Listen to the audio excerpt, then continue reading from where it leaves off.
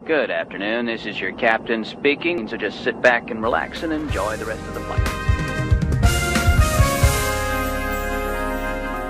133, this is your captain speaking. Halo, pada episode kali ini HMFT Podcast kembali lagi bareng aku, Muhammad Hilmi Ismet Haikal dan temanku. Ya, kenalkan juga aku Ihsan M. Fauzan ya, dari sama kayak Hilmi dari Teknik Fisika 2020 HMFT. Ya, gimana nih kabarnya Hilmi?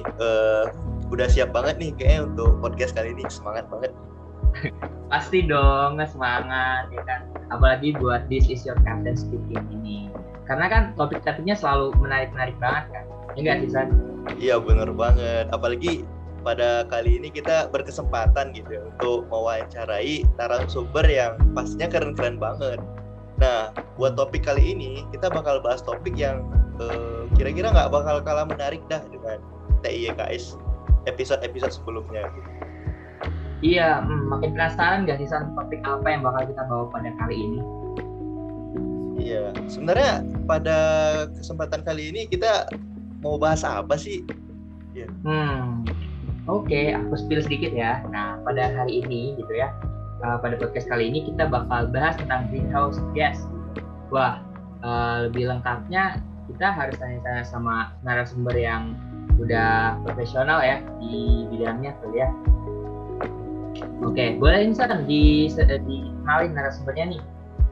Iya, kalau perkenalan ya langsung aja nih para narasumber memperkenalkan dari mana sama siapanya gitu. Mangga Kak Nevin sama Kak Wiharul sama Kak Haikal diperkenalkan dulu dirinya masing-masing. Oke Kak, perkenalkan aku Nevin Zulfiandra Pradana dari HM Hasil ITB. Selamat malam mungkin ya. Kenalin aku Wiharul dari HM Hasil ITB juga. Ya, dan kenal juga aku Haikal dari Selva juga. Keren banget ya, dari jurusan Rekayasa Kehutanan ya berarti ya, HMA. Nah, gimana nih kabarnya para kakak-kakak sekalian? Alhamdulillah ya, agak sehat nih. Syukur lah ya. Kuliah gimana? Masih offline kah di Nangor? Atau udah ya. Wih, ya seru banget nih ya. Oh iya, kita langsung aja kali ya San ya, bahas tentang greenhouse ini, enggak sih? Iya, benar banget. Nah, karena kita hari ini bahas tentang greenhouse gas gitu ya, kita kan nggak tahu nih greenhouse gas apa nih gitu kan. Paling benar kalau kita mulai dari definisinya dulu mungkin ya. Benar nggak sih? Iya benar banget. Jadi sebenarnya kira-kira gas rumah kaca itu apa sih Hilmi? Kalau dari kata-katanya sih mungkin ya, maksudnya gas rumah kaca. Gas yang terbuat dari kaca kali ya? Atau salah ya? Aduh, berarti semua kaca yang tembus pandang itu gas rumah kaca dong kalau kayak gitu. Waduh, daripada bingung dan nebak-nebak ini mending langsung ya sama yang profesionalnya. Iya benar banget. Mungkin kakak-kakak sekalian, Kak Nevin, Kak Wiharul, sama Kak Haikal mungkin ada yang mau bantu jelasin gitu daripada kita ngasal tadi jawabnya ya kan. Ya. Coba dulu Nevin.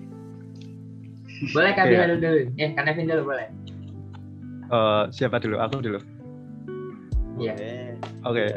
Tapi nanti kalau Kak Wiharul sama Kak Haikal ada yang mau ditambahin boleh ditambahin. Jadi gas rumah kaca ini adalah gas yang bisa memantulkan kembali radiasi panas dari bumi.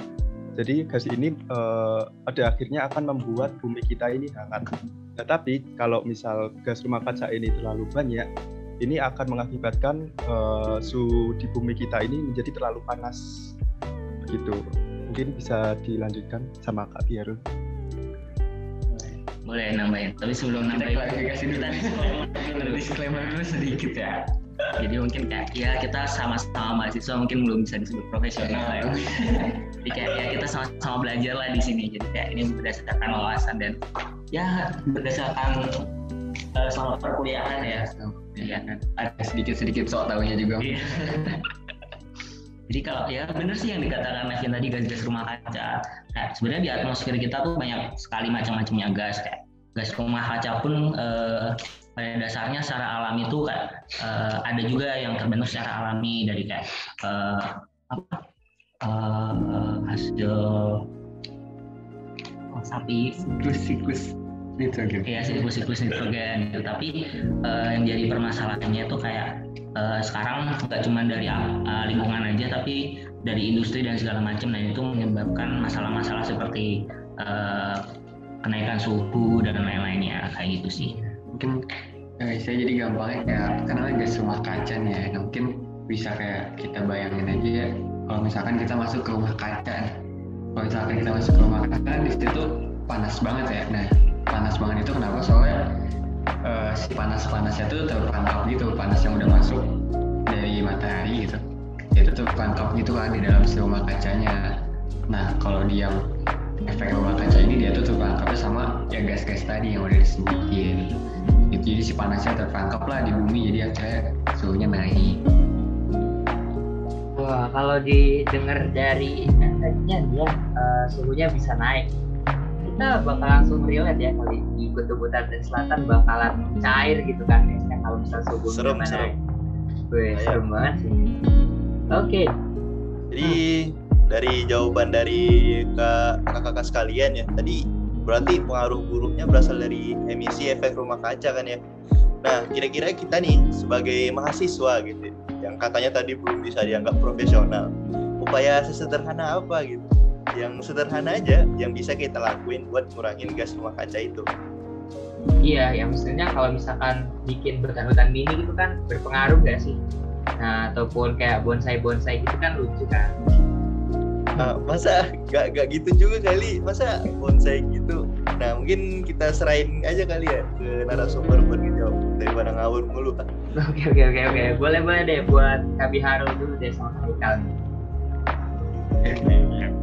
Gimana ya, mungkin sebenarnya kalau dari sudut pandang aku juga, sebenarnya kalau aku kita mahasiswa IPB, pastilah banyak kayak istilahnya kebiasaan kita, kayak misalkan di sehari-hari nih yang itu tuh kayak benar-benar boros energi lah istilahnya. Nah, si boros energi ini tuh yaitu dia apa ya, istilahnya bisa jadi salah satu yang menyebabkan si perubahan iklim juga. Kayak misalkan simpel, misalkan kita lampu dibiarin nyala padahal kita nggak make gitu. Terus kayak yang sering aku lihat teman-teman aku juga, dan aku juga mungkin kadang-kadang sering kayak kadang misalkan kita lagi ngecas laptop, dicabut nih casan dari laptop ya, tapi kecolokan siri-siri itu nggak dicabut. Nah, itu salah satu cara boros energi orang. Nah, ya sebenarnya kalau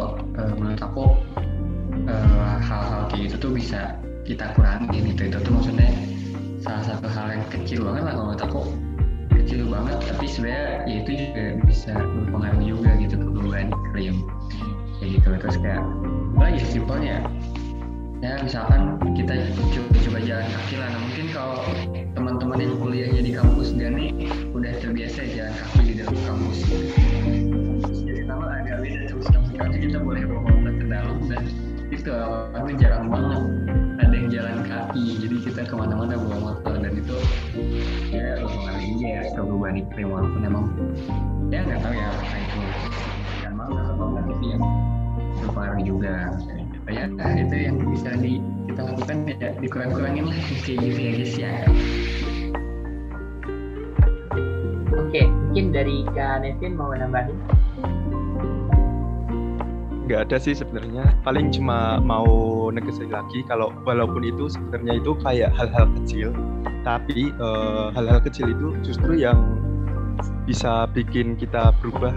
Maksudnya kita itu bisa berubah dari hal-hal kecil tersebut, karena kalau misal hal-hal kecil itu dilakukan sama mayoritas penduduk di Indonesia, pasti bakal berdampak besar juga buat perubahan iklim di Indonesia. Oke, jadi kita mulai memperbaiki hal-hal kecil ya, benar juga katakan yang tadi. Iya, denger tuh nanti main ke kosan temuan, main kemana, ya colokan di Binari, naik motor kemana-mana, jalan kaki, gak pernah, padahal deket tuh, Indomaret, 350 meter, gak mau jalan kaki tuh naik motor, itu bahaya sekali ya, mungkin bisa kita kurangi kali ya, untuk membantu mengurangi efek dari emisi gas rumah kaca. Iya, betul banget. Oke, lanjutnya apa lagi nih, San? Kaca ini terhadap hewan sama tumbuhan gitu. Bener juga ya. Kan kehidupan di bumi nggak terlepas dari hewan sama tumbuhan juga kan, San ya?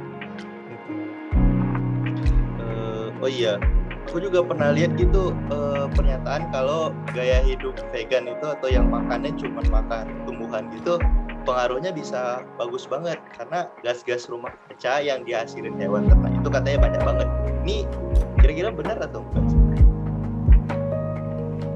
Iya nih, gimana nih Kak jawabannya kira-kira? Benar nggak sih kalau misalkan pengaruh hidup vegan gitu, gaya hidup vegan tuh bisa ngurangin gas rumah kaca gitu? Boleh? Mungkin silakan Biharul sama Haikal dulu. Oke, jadi mungkin aku coba bantu elaborasikan. Jadi, sebelumnya latar belakangnya tuh gini sebetulnya kan, nggak cuma gaya hidup vegan sebenarnya. Benar yang Haikal sama Nevin bilang tadi ya, mengurangi gaya hidup kita yang efisien energi itu juga bisa mengurangi greenhouse ini. Itu kenapa? Sebenarnya konsepnya sama vegan ini kan. Dengan kita misalkan efisiensi listrik, kita nggak cuma menghemat energi listrik, tapi kita juga menghemat industri yang mengeluarkan dan atau industri yang memproduksi listrik itu sendiri kan. Kalau di Indonesia kita masih pakai PLTU batubara tambang ada industri buat ngeruknya, buat mesinnya segala macam, itu mengeluarkan karbon dan gas greenhouse semua. Jadi banyak hal-hal di belakangnya yang kita potong sebenarnya. Nah, gaya hidup vegan ini juga konsepnya sama gitu kan. Sebenarnya disclaimer ya, vegan sama vegetarian tuh agak beda kan. Kayak kalau vegan tuh lebih ke nggak mengkonsumsi produk turunan dan lain-lainnya. Ya dilarang mengkonsumsi produk susu, telur, madu maupun produk lainnya yang berasal dari hewan. Kalau vegetarian tuh dia tidak mengkonsumsi daging hewan apapun gitu. Ya mungkin nanti ada yang lebih ahli tentang definisi itu gitu. Jadi ya pada dasarnya konsepnya sama. Di sini vegan kita ngomongin tentang tanaman. Terus kalau kita nggak vegan kita ngomongin tentang hewan gitu. Mana berdasarkan data-data yang aku baca dan aku tahu kayak industri di vegan itu kayak lebih sedikit mengeluarkan emisi gas rumah kaca ibaratnya kayak gitu. Dan tambah kalau misalkan industri hewan atau sapi gitu kayak sapi ini sendiri kan kayak dia juga punya siklus metabolisme kayak dia mengeluarkan kotorannya menjadi metana, terus nanti metananya menguap ke udara, ke atmosfer dan segala macam, itu juga menyumbang gas rumah kaca kayak gitu. Dan sebenarnya itu sih yang perlu ditekankan adalah konsep dari kita memotong beberapa industri yang ikut andil dalam mengeluarkan gas efek rumah kaca gitu sih. Oke. Mungkin dari Kak Nevin ada tambahan? Dari aku sendiri setuju banget sama kata Kak Biharul. Kayaknya udah nggak ada tambahan lagi. Aku cuma mau negesin, pokoknya akar permasalahan dari gas rumah kaca ini itu nggak bisa diselesaikan cuma dengan pola makan vegan aja. Tapi kita juga perlu memperhatikan aspek-aspek lain. Kita harus menangani aspek-aspek itu dari semua aktivitas dan industri yang turut menyumbang emisi karbon. Seperti itu. Boleh nambahin satu? Boleh banget. Ini sedikit kita berdasarkan data ya, data ilmiah dilansir dari laporan ilmiah dari Stanford University tahun 2018. Itu ada suatu studi di mana dia menunjukkan adanya dampak veganisme pada kehidupan bumi, di mana kehidupan vegan ini mengurangi 49% nih emisi gas rumah kaca dari industri makanan. Nah, yang perlu digarisbawahi adalah industri makanan.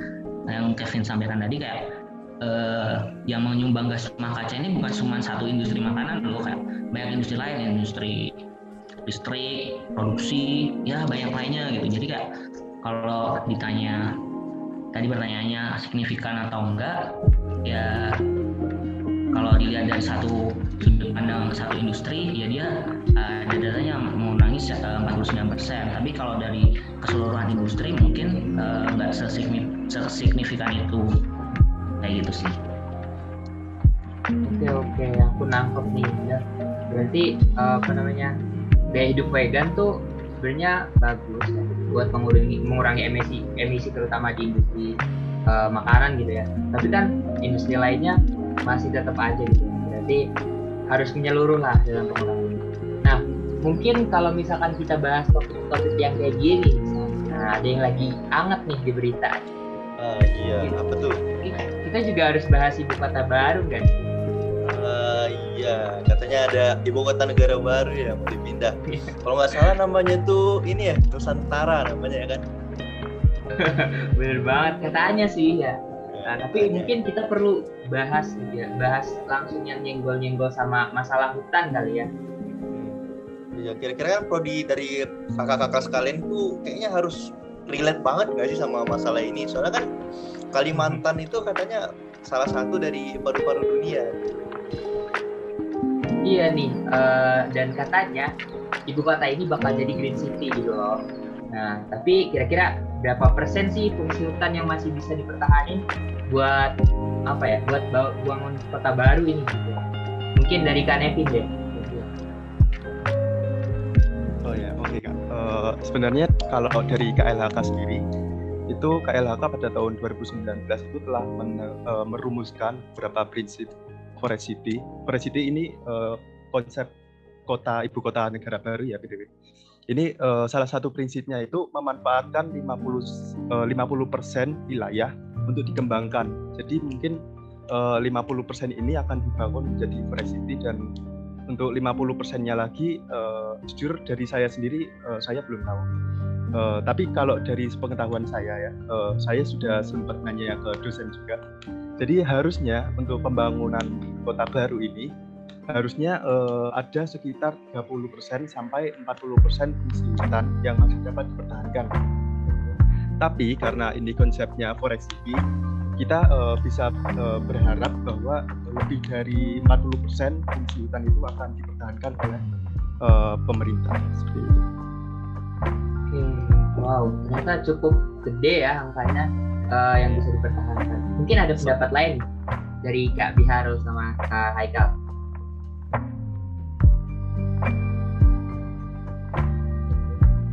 Kalau di sini tadi kita ngomong tentang ibu kota baru ya, Nusantara, berapa persen nih hutan yang masih bisa dipertahankan?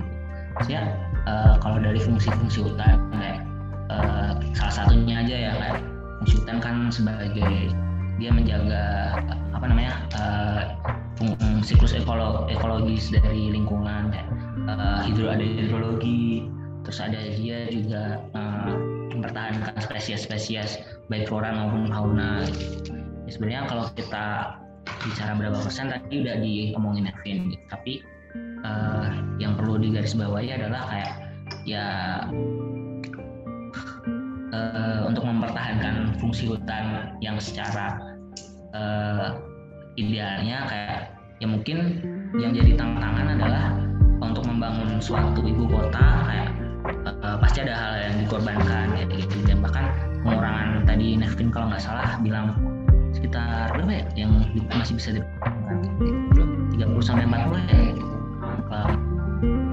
Ya tapi yang perlu di highlight adalah kayak apakah 30 dan 40 ini bisa mendukung lingkungan atau enggak gitu. Kayak kalau misalkan 30% yang bisa dipertahankan tapi ternyata dalam fungsi hidrologi kayak dia nggak bisa mencukupi air untuk kebutuhan Nusantara gitu, kayak ya itu buat apa, kayak gitu sih.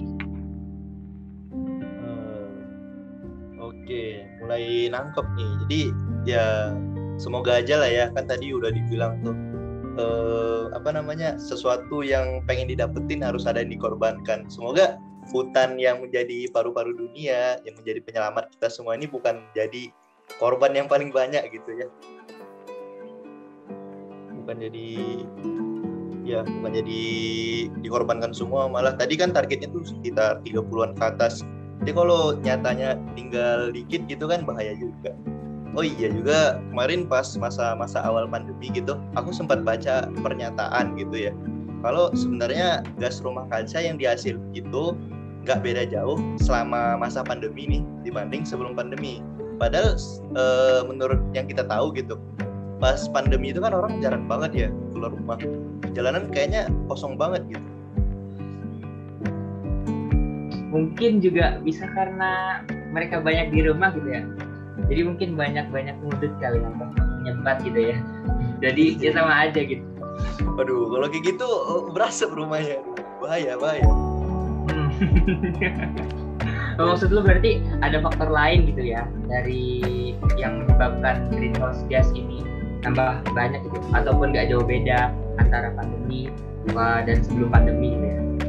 Iya, bener banget. Jadi intinya orang yang ngeluarin statement tadi yang bilang kalau gas rumah kaca itu nggak jauh beda, jadi mereka tuh nuduh perusahaan industri sebagai penyumbang utama greenhouse gas. Jadi sebenarnya sektor penyumbang utama greenhouse gas itu apa sih, dari sektor mana? Jadi kita bicara sektor utamanya, tapi aku juga kemarin sempat dengar gitu di awal masa pandemi kayak langit Jakarta mulai bersih gitu. Wah, serem banget tuh kan langit Jakarta yang kita biasa lihat berasap tuh mulai bersih. Mungkin bisa dijelasin nih Kak, sebenarnya sektor penyumbang utama greenhouse gas ini tuh dari sektor apa sih gitu ya? Mungkin ke Kak Iharul sama Kak Haikal gue. Oke, jadi mungkin tadi aku udah sedikit singgung juga di awal terkait gimana sih konsep dari industri itu. Kita tadi bahas industri makanan, dan lain sebagainya. Yaitu satu jenis industri di bidang produksi. Terus pertanyaannya adalah industri apa nih yang paling besar menyumbang?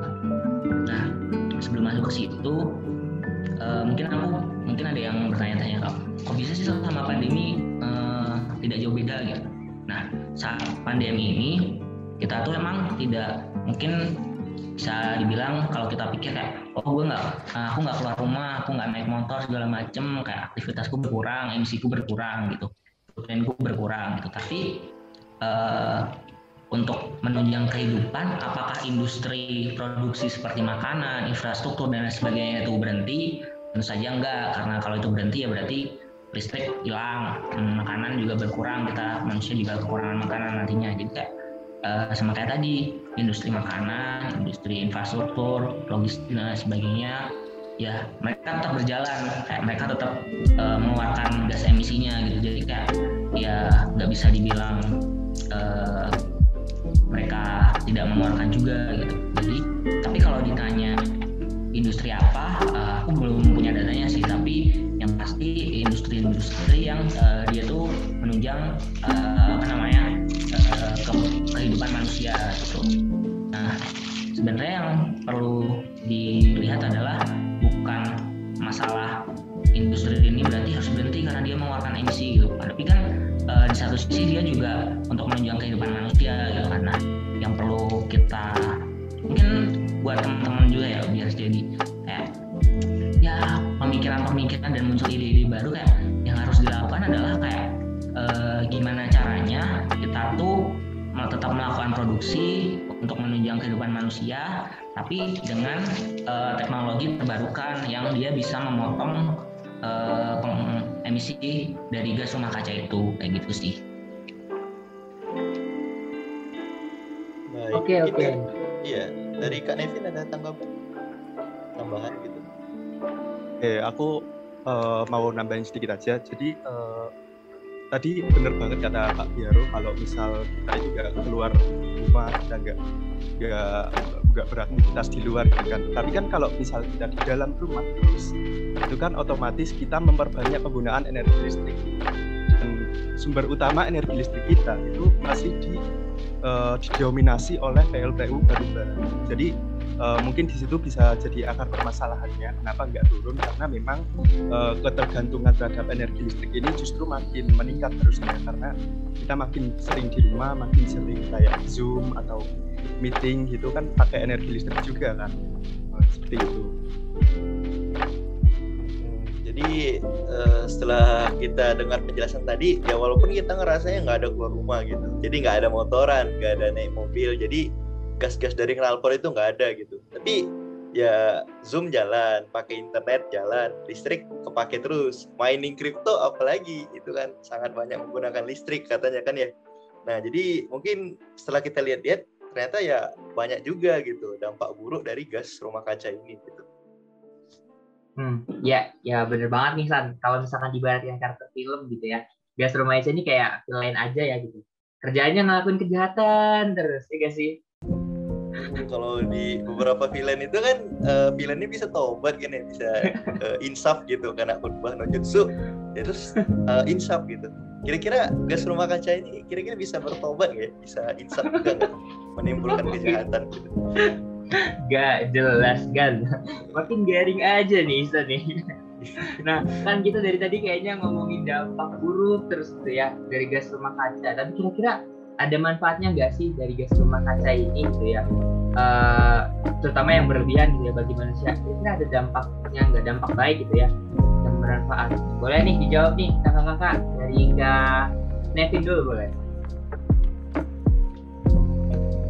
Ya oke. Sebenarnya gas rumah kaca ini punya dampak baik karena di satu sisi gas rumah kaca kan yang bikin bumi kita hangat kan. Kalau nggak ada gas rumah kaca di sini udah membeku mungkin. Jadi itu dampak baiknya. Terus juga gas rumah kaca ini kan ada salah satu penyusun gas rumah kaca ini kan ada karbon dioksidanya kan. Nah karbon dioksida ini bisa menjadi kayak fertilisator atau pemercepat pertumbuhan suatu vegetasi gitu kalau yang aku baca kayaknya. Mungkin bisa dilanjut Kak Biharul. Ya nih boleh banget Kak Biharul sama Kak Haikal, silahkan mungkin ada tanggapan. Ya jadi setuju banget ya sama kata Nevin. Sebenarnya konsepnya ini ya, kalau tahu ini bisa kita pelajari juga ya, dari musik ya, dari musik. Adalah salah satu band ternama di Indonesia ya. Judulnya itu Hindia Belanda. Ya, Hindia Belanda itu pernah nyanyi pokoknya secukupnya aja gitu. Jadi emang segala sesuatu yang berlebihan itu nggak bagus. Termasuk si efek rumah kaca ini ya. Oke, misalkan efek rumah kaca ini misalkan dalam kondisi yang normal lah, ya benar kayak kata Nevin tadi, yang bikin bumi hangat tuh si efek rumah kaca. Jadi kayak bayangin aja misalkan nggak ada si gas-gas yang ada di udara, jadi nanti panas dari matahari itu ya udah mantul aja gitu loh. Ya dari sini terus langsung mantul, nggak ada yang nahan di bumi gitu. Jadi akhirnya bumi dingin kan, kayak gitu.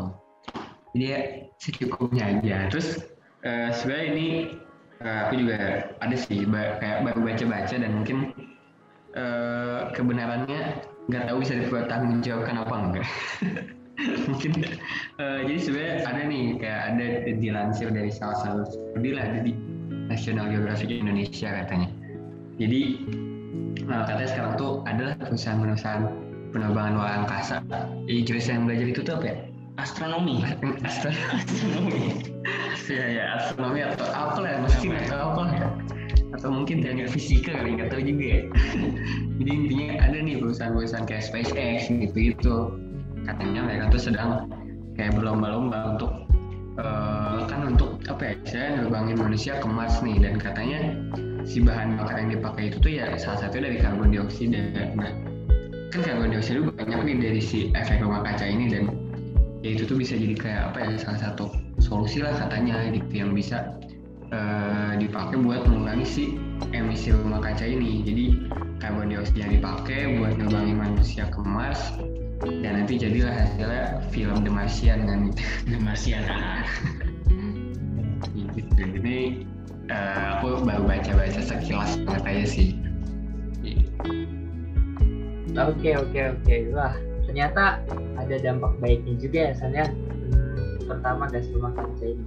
tadi sih salah satu yang bikin aku terapis banget sih, dan juga ya buat pertumbuhan vegetasi ya, karena CO2 kan salah satu gas rumah kaca yang dibutuhkan buat fotosintesis.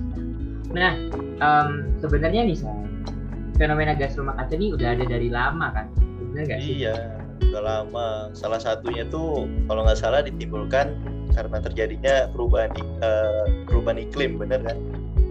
Oh, benar banget nih ya, climate change ya, perubahan iklim. Nah, udah terlambat nggak sih kalau misalkan kita buat melawan perubahan iklim gitu kan? Kalau menurut aku sih ya, itu nggak ada kata terlambat. Soalnya kata pepatah kan lebih baik terlambat daripada nggak sama sekali gitu. Waduh Gan, iya deh, si paling bijak. Nah, kira-kira nih Kak, menurut kakak nih, gimana mengenai hal-hal tadi gitu ya, perubahan iklim gitu, yang disebabkan oleh gas rumah kaca? Apa sih, ini jawaban opsional aja sih. Oke, mungkin dimulai dari Kak Nevin dulu mungkin ya. Oke, baik. Sebenarnya sama kayak kata Kak siapa ya tadi yang bilang kalau nggak ada kata terlambat selagi dunia ini belum berakhir gitu Kak. Jadi dari laporan IPCC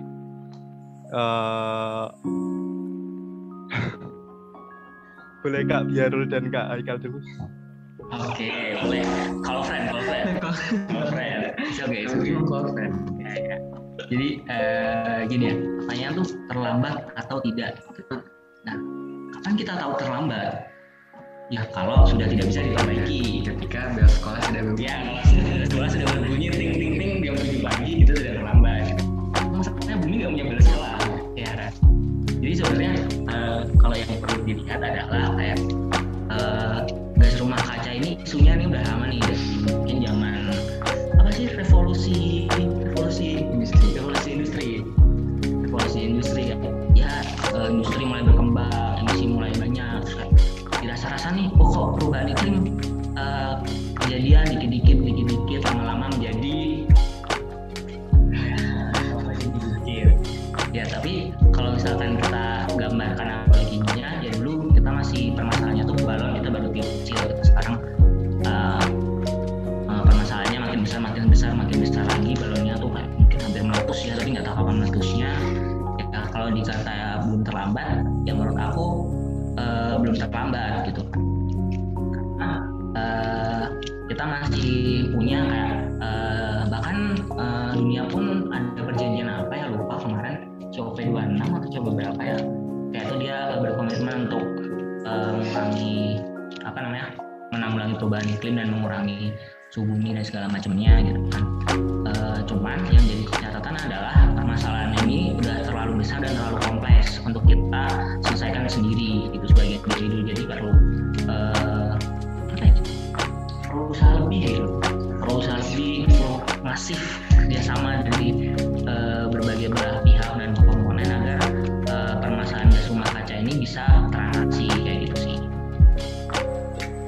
Oke, wah berarti nggak ada kata terlambat ya buat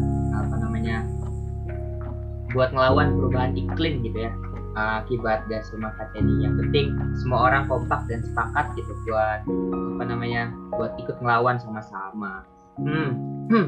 Wah, kayaknya nggak kerasa nih San, udah hampir jam 9 nih ya kan? Iya. Udah hampir mau 1 jam ya kita bahas tentang gas rumah kaca ini gitu terutama ya. Iya, bener banget. Tapi tunggu, jangan terlalu cepat. Kita ada satu pertanyaan lagi nih. Sabar.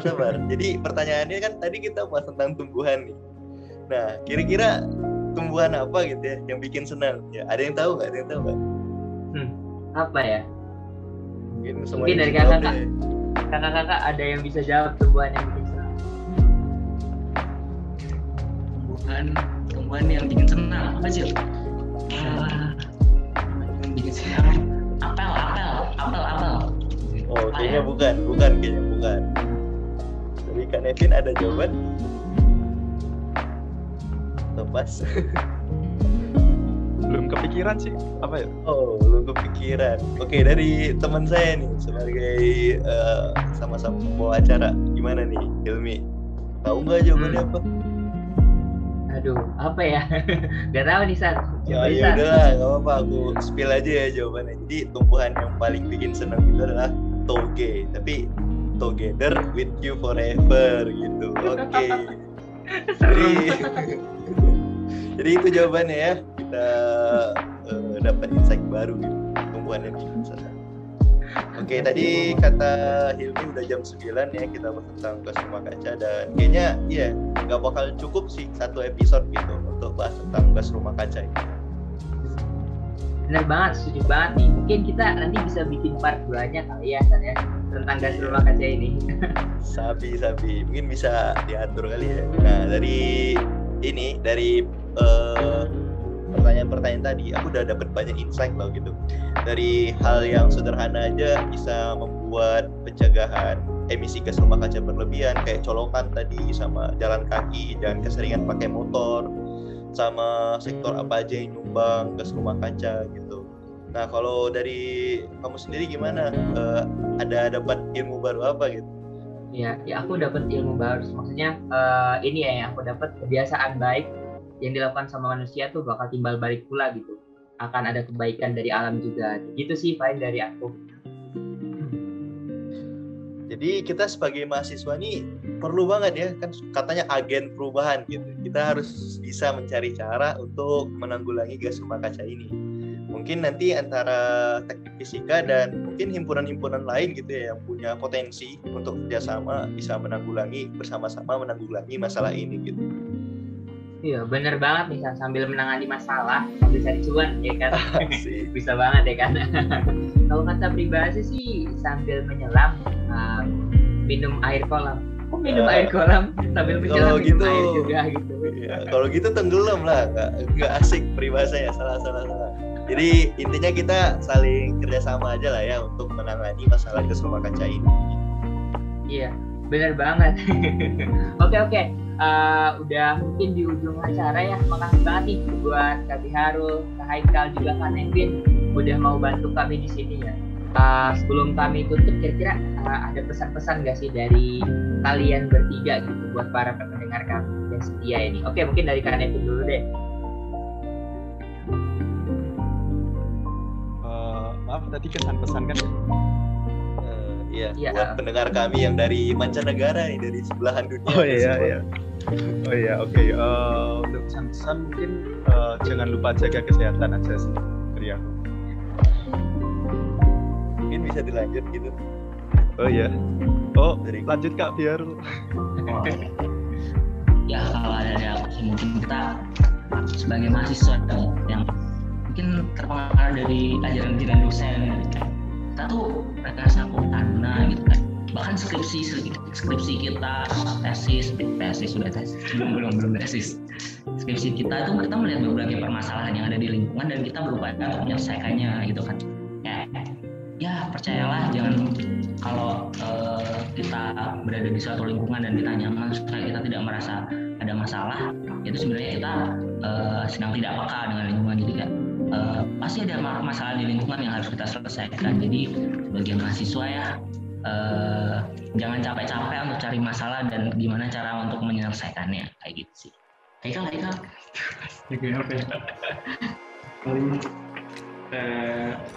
Apa ya pesannya ya, ini terkait sama perubahan iklim tadi ya. Ini dia sebenarnya